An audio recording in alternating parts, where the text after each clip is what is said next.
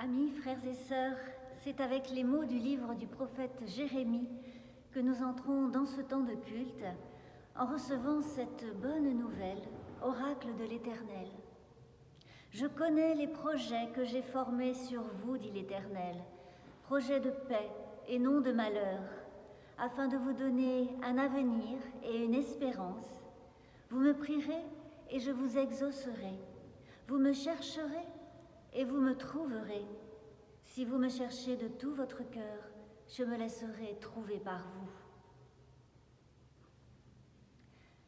Lorsque l'avenir est incertain, lorsque des oracles de toutes sortes retentissent et s'en mêlent, lorsque l'inquiétude guette cœurs et âmes, il est bon de s'appuyer sur une volonté bonne et vivifiante. Il est bon de se mettre à l'écoute d'un appel d'espérance, l'espérance de Dieu envers nous. Il est bon de s'orienter dans une confiance fidèle, la confiance de Dieu pour nous.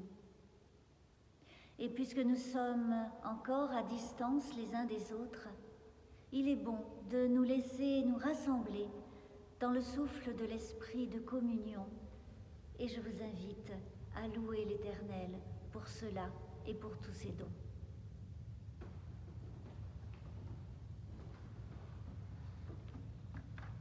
Nous prions.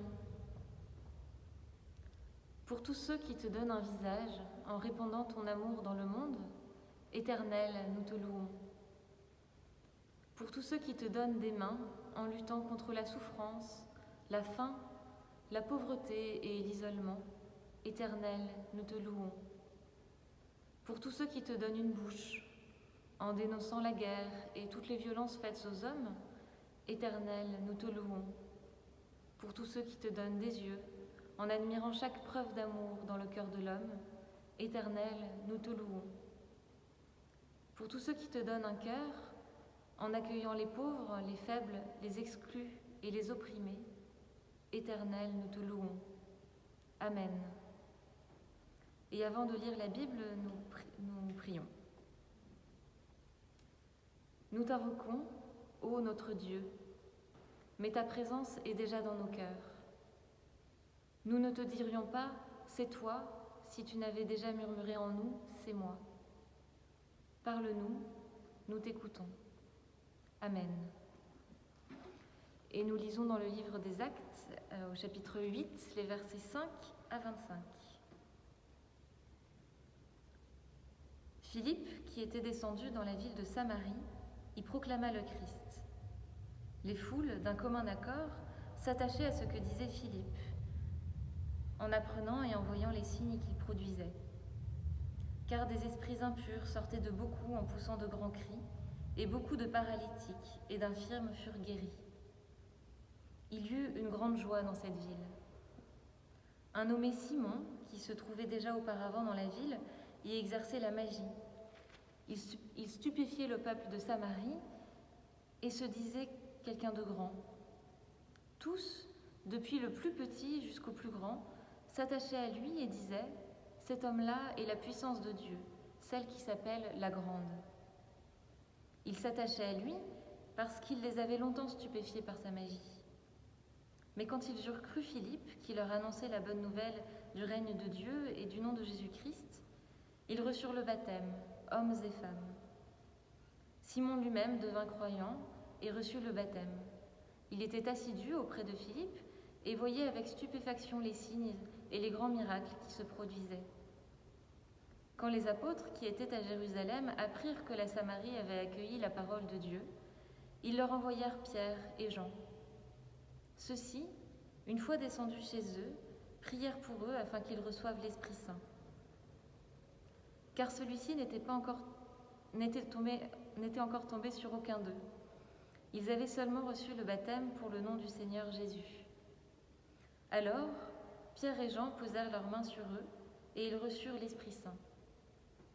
Lorsque Simon vit que l'Esprit était donné par l'imposition des mains des apôtres, il leur apporta de l'argent et dit « Donnez-moi aussi cette autorité, que celui à qui j'imposerai les mains reçoive l'Esprit Saint. » Mais Pierre lui dit « Que ton argent se perde avec toi, puisque tu as pensé acquérir le don de Dieu à prix d'argent. Il n'y a pour toi ni part ni lot dans cette affaire, car ton cœur n'est pas droit devant Dieu. Reviens donc de ta pensée mauvaise et prie le Seigneur pour que l'intention de ton cœur te soit pardonnée, si cela est possible. Car je vois que tu es en proie à l'amertume du fiel et au lien de l'injustice. Simon répondit, « Priez vous-même le Seigneur pour moi, afin qu'il ne m'arrive rien de ce que vous avez dit. » Après avoir rendu témoignage et dit la parole du Seigneur, ils retournèrent à Jérusalem en annonçant la bonne nouvelle dans de nombreux villages des Samaritains.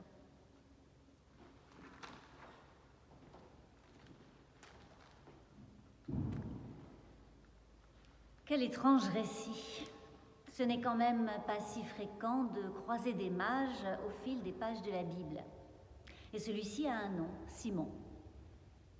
Simon n'est pas un mage exerçant de la magie comme au cirque il y a des prestidigitateurs. Il ne fait pas apparaître des colombes ou disparaître des lapins.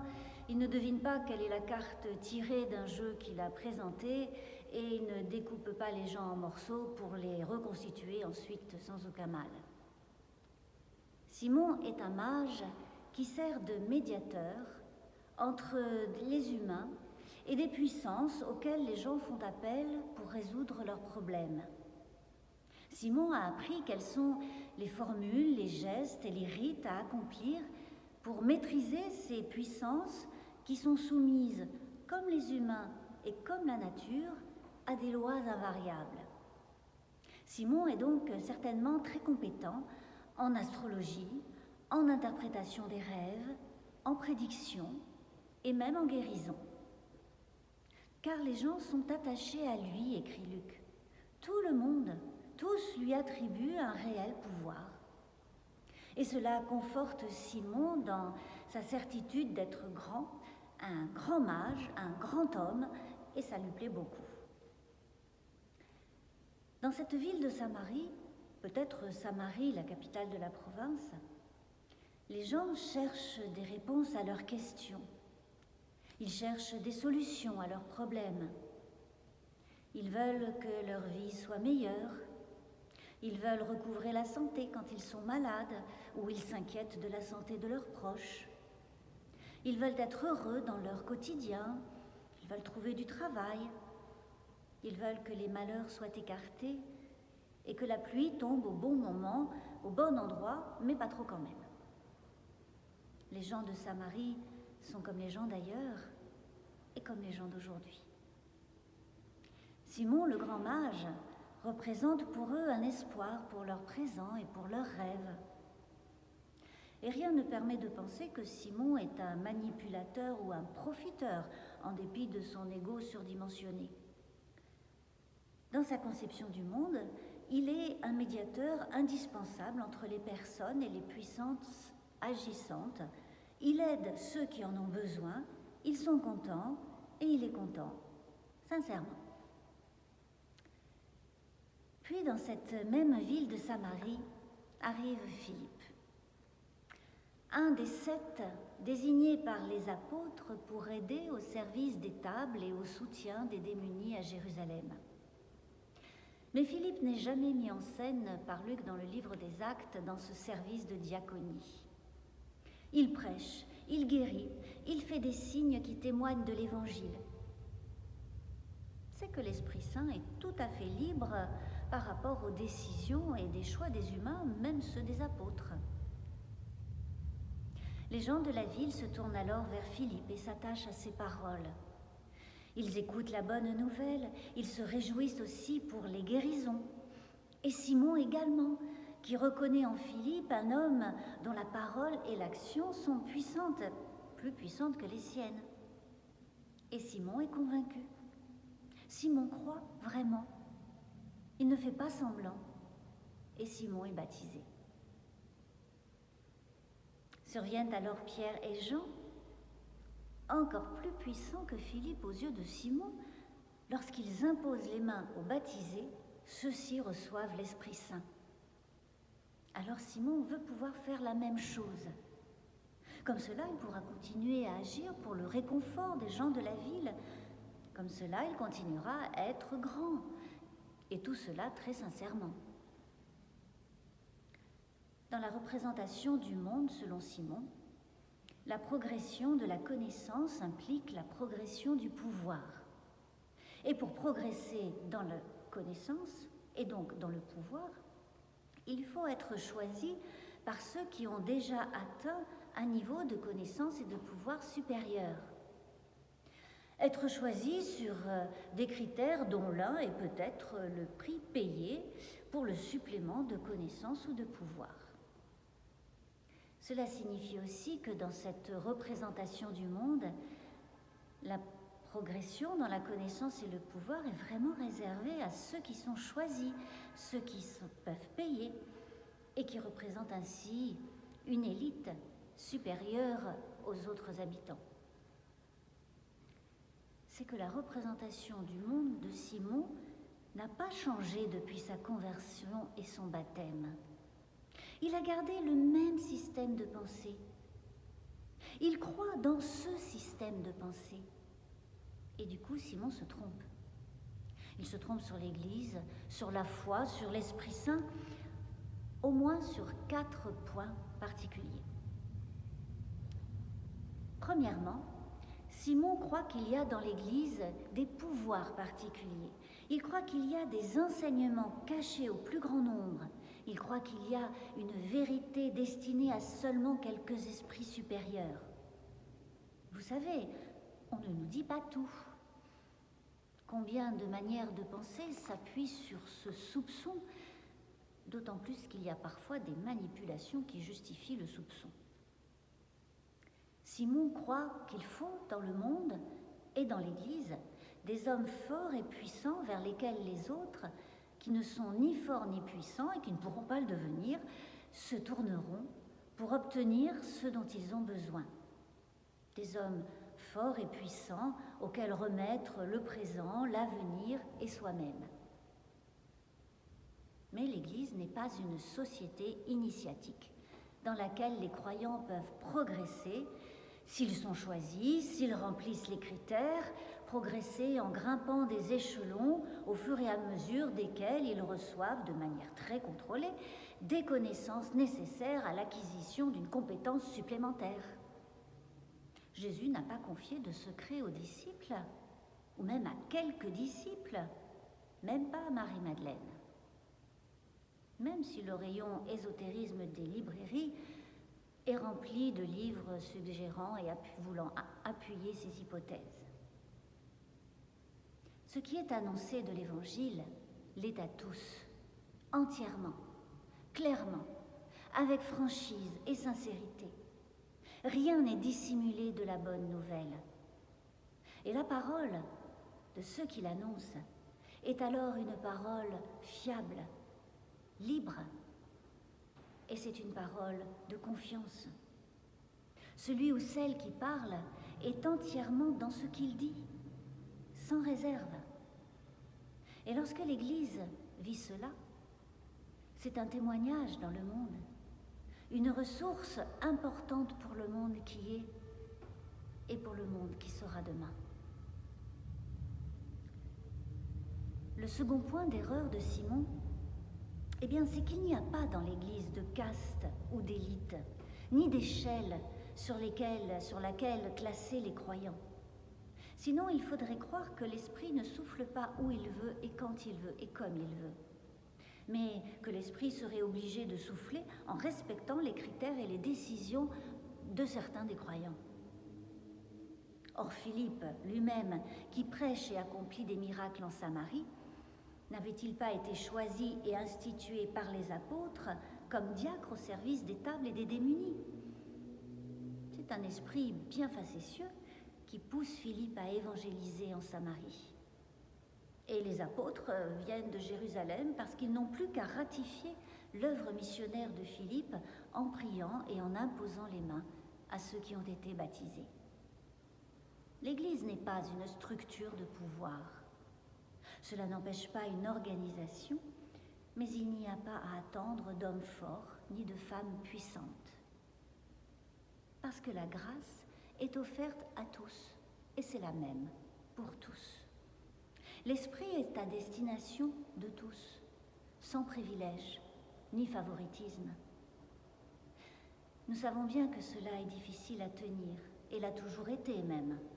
Le livre des Actes présente bien Pierre, Jean et les autres apôtres comme occupant une place éminente dans la première Église, et il montre bien, ce livre des Actes, comment les apôtres ont mis du temps à reconnaître Paul, lui qui n'avait pas connu Jésus-Christ contrairement à eux. Mais il ne peut pas y avoir dans l'Église des croyants de base et d'autres qui seraient supérieurs. Il n'y a pas de grands frères ou de petits frères, ni des sœurs favorisées par rapport à d'autres. Il y a seulement l'inconditionnalité de la grâce et l'extrême et égale dignité de chacun et de tous. Et lorsque l'Église vit cela, c'est un témoignage dans le monde. C'est une ressource importante pour le monde qui est et celui qui sera demain. Troisièmement, l'esprit qui souffle librement n'est pas à vendre. Personne n'en est possesseur ni propriétaire. Personne ne peut le maîtriser, le dispenser ou le retenir. L'esprit ne se gagne pas, ni avec de l'argent, ni avec des rites ou des sacrifices, ni par des œuvres particulières. L'esprit passe, il traverse, et l'Église en est seulement témoin, et cela suffit. Quand l'Église a voulu être plus, elle s'est fourvoyée dans des compromissions de pouvoir. Il en va là de la liberté de Dieu. Autrement dit, ce qui tient l'Église, ce qui fait l'Église, est hors de tout système marchand, d'échange, de rétribution, d'équivalence et de loi du plus fort. Et Simon n'est pas capable d'imaginer cela. Lui qui est façonné par un monde où justement ce qui importe, la connaissance ou le pouvoir, se monnaie toujours d'argent ou d'autre chose. Simon veut acheter l'esprit. Et c'est pour cela qu'il passera à la postérité, puisque son nom désignera une pratique condamnée par l'Église, la vente des actes ecclésiastiques, la simonie. Gratuité, don, générosité, partage. Ces mots sont-ils ceux d'une belle illusion, de contes pour enfants, de mirages dont on peut rêver mais qui sont impossibles à inscrire dans la réalité? Ce sont les mots qui parlent de l'Évangile et du Dieu de Jésus-Christ. Ce qui fait vivre, le sens de l'existence, le salut, rien de cela n'est déposé dans un système marchand qui, lui, doit être maintenu délibérément en place seconde et secondaire. L'Église s'efforce de vivre ainsi, et quand elle y parvient, c'est un témoignage dans le monde, une ressource importante pour le monde qui est et pour le monde qui sera. Enfin, quatrième point, Simon croit qu'il peut sauver les autres avec ce pouvoir formidable de l'esprit. Et c'est qu'il y a du travail à faire. Il y en a tant des malheureux, des désespérés, des sans feu ni lieu, des errants, des souffrants. Et Simon veut être assez grand pour en sauver le plus possible, le plus grand nombre. Mais la foi ne fait pas des sauveurs. Elle fait des témoins qui agissent d'une certaine manière dans leur vie quotidienne, qui font des choix, qui parlent, qui militent en cohérence avec ce qu'ils croient et qui peuvent en rendre compte. Le salut de Dieu n'est pas déposé dans l'Église, ni en ceux qui sont rassemblés dans l'Église. Le salut vient de Dieu seul. Même si le livre des Actes est rempli de miracles, guérison, résurrection, libération, la foi ne fait pas non plus des croyants des faiseurs de miracles. Il ne pleut pas toujours où et quand il faut, et des femmes sont battues, et des enfants meurent, et une maladie ne se guérit pas et ne disparaît pas sans traitement, sans vaccin, sans mesures préventives. La foi fait des personnes vivantes. Vivantes d'une vie en abondance, d'une vie en plénitude, vie éternelle, selon l'expression de l'évangile de Jean. Et l'Esprit de Dieu ne se possède pas. La foi ne rend propriétaire de rien, ni de l'Esprit, ni de la prière, ni de la Bible ou de son interprétation, ni de la grâce. La foi n'est pas une performance, elle est traversée de doutes, de questions, et face aux fragilités et aux limites de l'existence humaine, elle conduit à les assumer, pas à les surpasser ou à les dépasser. L'Église, les croyants, ne prétendent pas sauver qui que ce soit, mais vivre en aimant, vivre en apaisant, vivre en rendant grâce, c'est suffisant et c'est déjà beaucoup. Et quand l'Église vit ainsi, c'est un témoignage dans le monde, une ressource importante pour le monde qui est et pour celui qui sera.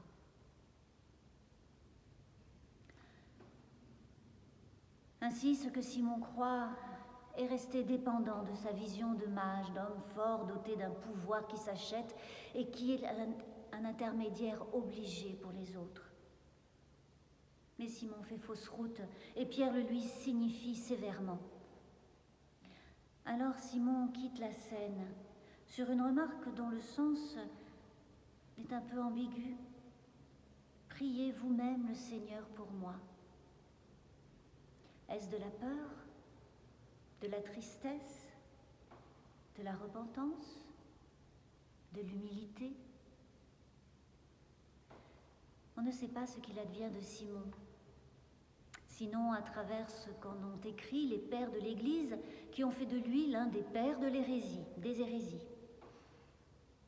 Méritait-il cela, lui qui a encore du chemin devant lui, comme chacun de nous, comme tous? La grâce met en chemin. La gratuité et le don mettent en mouvement. Peu importe d'où l'on part. Chacun peut suivre son chemin vers demain, dans la paix et le salut de Dieu, et le suivre en compagnie d'autres. Et ce chemin en commun, c'est l'Église. Témoignage et ressources pour le monde qui est, et pour le monde qui sera demain. Amen.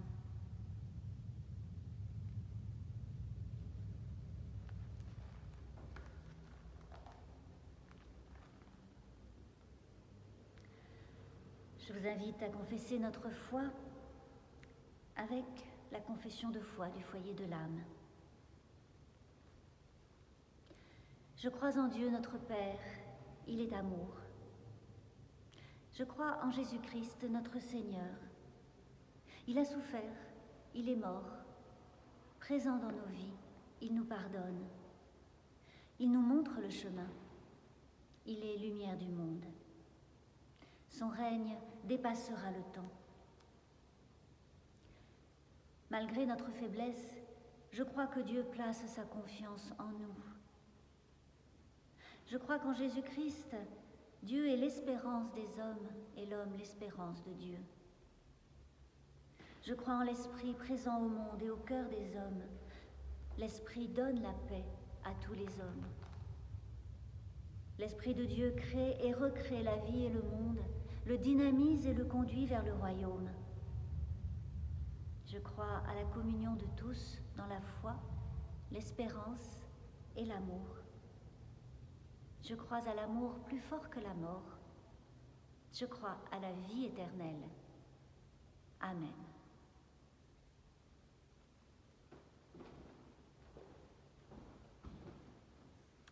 Et nous prions maintenant les uns pour les autres.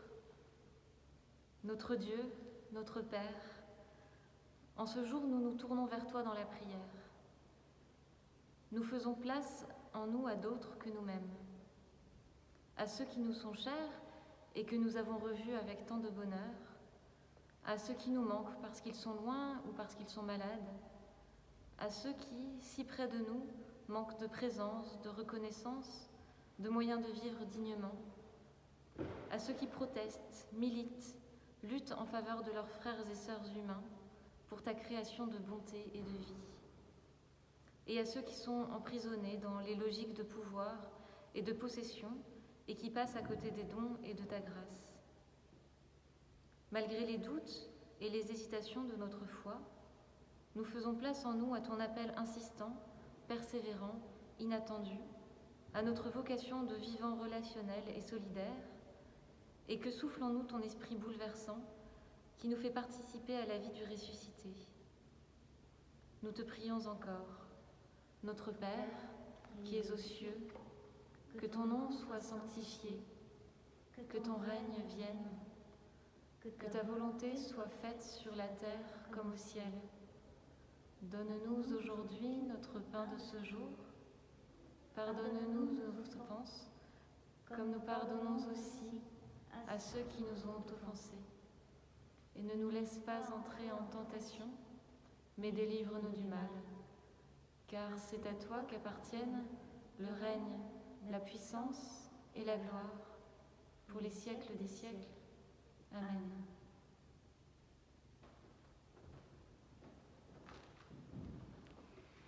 Amis, frères et sœurs, le Dieu de la paix vous donne lui-même la paix, en tout temps et de toute manière. Dieu vous bénit, et jour après jour, il vous garde en son amour. Amen.